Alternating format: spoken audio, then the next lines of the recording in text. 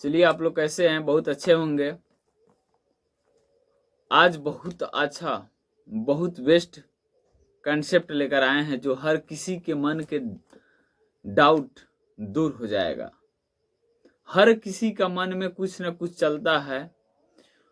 वो जो भी डाउट चलता है उस सभी डाउट को क्लियर करने आ गए हैं हम मस्त टॉपिक के साथ, मस्त कंसेप्ट के साथ। इसलिए आप लोग पूरी वीडियो देखिए, अच्छी तरीके से समझे। एक भी प्रकार का डाउट आपकी मन की नहीं रहेगी और न कभी रहने देंगे। इसलिए आप लोग वीडियो पूरा देखिए। सबसे पहले अधूरा ज्ञान खतरनाक होता है, इसलिए देखना है तो पूरा देखिए, और नहीं देखना है तो जहां काम करना है पहले उसको कर लीजिए। फुर्सत टाइम मिल रहा है तभी वीडियो देखिए, क्योंकि अधूरा ज्ञान खतरनाक होता है सबसे पहले। तो आज हम बताने वाले हैं बहुत मस्त कंसेप्ट, बहुत मस्त टॉपिक के बारे में कि नक्शा और खतियान में रकबा अलग अलग हो तो उसको हम क्या कर सकते हैं? उसका आखिर निवारण कैसा है? उसका उपाय क्या है? खतियान और नक्शा दोनों में अगर रकबा अलग अलग हो तो उसका उपाय क्या है? देखिए भाई, जमीनी मैटर बहुत बड़का मैटर है। आजकल बिहार में सबसे ज्यादा जमीनी मैटर पर विवाद हो रहा है। अनेक प्रकार की इंजाम दे रहे हैं लोग, अनेक प्रकार की घटनाओं को जमीन के लिए कर दे रहे हैं। इसलिए वही कर रहे हैं जो इनके बारे में नहीं जान रहा है, इस जमीन के बारे में नहीं जान रहा है, इसलिए वो कर रहे हैं। इसलिए सबसे पहले हर व्यक्ति को जानना जरूरी है। कोई जरूरी नहीं है जो अमीन बन रहा है, अमीन बनेगा वही सब जानेगा, नहीं। आपको विवाद से बचने के लिए सबसे पहले इसके बारे में जानना जरूरी है। तो आज हम लेकर आए हैं कि नक्शा और खतियान में अगर रकबा अलग अलग हो तो उसका उपाय क्या है, आखिर उसका निवारण क्या है। चलिए हम बता रहे हैं इसके बारे में। बहुत छोटा वीडियो बनेगा, लेकिन थोड़ा विस्तृत से हम बताएंगे तो बड़ा वीडियो भी हो सकता है। सबसे पहले जब सर्वे के टाइम आया, जिस समय जमीन का सर्वे हो रहा था, तो उस समय सबसे पहले नक्शा को तैयार किया जाता है। सर्वे के टाइम में सबसे पहले नक्शा को तैयार किया जाता है, किश्तवाड़ में नक्शा को तैयार किया जाता है, और खानापुरी में खतियान को तैयार किया जाता है। ये किश्तवाड़, खानापुरी, ये सब अमीन का कोर्स है। जो पढ़ा है वो समझ रहा है, लेकिन इतना जानिए कि सर्वे के टाइम में सबसे पहले नक्शा को तैयार किया गया, उसके बाद खतियान हमारा अधिकार अभिलेख है। वो हमारा अधिकार को दिखाता है कि मेरा अधिकार इसमें कितना है, इस प्लॉट में मेरा अधिकार कितना है। यानी इसके बारे में हम यही समझेंगे कि नक्शा और खतियान दोनों में रकबा अलग अलग हो, या दोनों अगर नक्शा और खतियान का रकबा बराबर हो, या नक्शा का रकबा ज्यादा हो या खतियान का कम हो, या नक्शा का कम हो या खतियान का ज्यादा हो, तो इसको हम कैसे कर सकते हैं? इसी पर हम आज वीडियो इसको लेकर आए हैं। तो देखिए, सबसे बड़ी बात यह है कि समझ की फेर होती है। अगर छोटी भी चीज अगर नहीं जान रहे हैं तो वो बहुत बड़ा होता है। और सबसे पहले एक छोटी सी चिंगारी उतना बड़ा लंका को जला दिया था। इसलिए छोटा चीज को या छोटा दुश्मन को छोटा मत समझो। इसलिए ये छोटी टॉपिक है, लेकिन इसके अंदर बहुत सारे चीज छुपा हुआ है।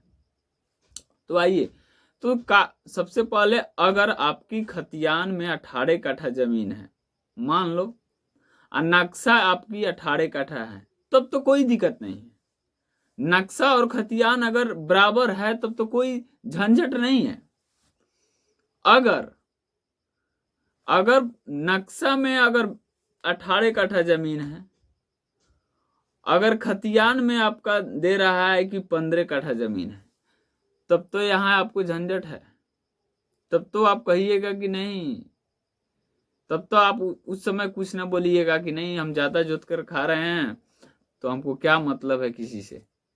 तो यहाँ मामला क्या कहेगा आपको, देखिए सबसे पहले बात यहाँ है कि अगर खतियान में 15 कट्ठा है, नक्शा में 18 कट्ठा है, तो आपका नक्शा रियलिटी आपका नक्शा सही है, नक्शा की रकबा सही है। खतियान की रकबा इसलिए उसको हम गलत मान रहे हैं या गलत माना जाता है कि पहले सर्वे के टाइम में नक्शा को तैयार किया जाता है, उसके बाद हमारा खतियान क्या है, खतियान हमारा अधिकार अभिलेख दर्शाता है कि हमारा इतना प्लॉट में, जैसे में 1049 प्लॉट है, इसमें हमारा इतना रकबा है, खतियान में खाता इतना 1049 रकबा इतना। तो हो सकता है सर्वे के टाइम में स्टाफ लोग या सर्वेयर खतियान लिखते समय रकबा गलत लिख सकते हैं, लेकिन जिस समय नक्शा बना है उस समय का रकबा जो नक्शा में क्षेत्रफल जो निकाला जाता है वो आपका गलत नहीं हो सकता है।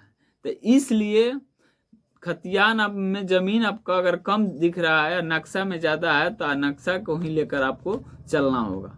जितना आपको नक्शा क्षेत्रफल दे रहा है जमीन का, उतना ही आपको मानना होगा। सबसे पहले बात है, अगर मान लेते हैं कि नक्शा में मेरा जमीन 10 कट्ठा है, अगर खतियान में वो 12 कट्ठा दिखा रहा है, तो आपको 10 ही कट्ठा पर सबूर रखना होगा, संतुष्टि आपको 10 ही कट्ठा पर लेना होगा, 12 कट्ठा पर नहीं लेना होगा। क्योंकि एक ही बात 100 बार नहीं बोला जाता, 100 के एक बात होता है कि नक्शा में जितना आपको रकबा दिया है उतना ही आपको मानना होगा, खतियान के रकबा के हिसाब से नहीं चलना होगा।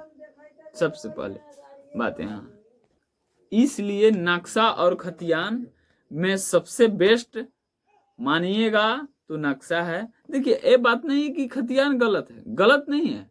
मेरा कहने का मतलब है कि स्टाफ लिखते समय सबसे पहले क्या कर देता है, लिखते समय मिस्टेक माइंड हो जाता है। मिस्टेक माइंड होने के कारण उससे सही के या गलत भी लिखा सकता है। तो इसलिए सबसे पहले नक्शा को सर्वे टाइम में तैयार किया जाता है। तैयार करने के बाद किश्तवाड़ में नक्शा को पहले तैयार किया जाता है, उसके बाद सर्वे में नक्शा के तैयार करने के बाद उसको प्लॉट बाय प्लॉट लिखा जाता है। खतियान हमारा अधिकार अभिलेख है, अधिकार को दर्शाता है कि मेरा फलना खाता में फलना प्लॉट में 10 कट्ठा जमीन है। अगर मान लेते हैं हमारा नक्शा में 10 कट्ठा है, तो 10 कट्ठा की जगह पर 9 कट्ठा भी लिखा सकता है माइंड मिस्टेक से। इसलिए नक्शा हमारा जितना दे रहा है जमीन उतना ही आपको मानना होगा। इसलिए सबसे पहले कोई विवाद आप लोग जमीनी मैटर पर ना करें, इसलिए आप लोग हर चीज के बारे में जान लीजिए। इतना डिजिटल जमाना हो गया है कि हर चीज आपको मिलेगा। तो इसलिए सबसे पहले नक्शा और खतियान में अगर क्षेत्रफल अलग अलग हो तो सबसे बेस्ट हमारा नक्शा जो इतना क्षेत्रफल देगा उतना ही को मानेंगे हम। खतियान के रकबा के अनुसार हम नहीं चलेंगे, हमारा नक्शा के रकबा के अनुसार हम चलेंगे। तो इतना ही आज रहेगा। जय हिंद, जय भारत।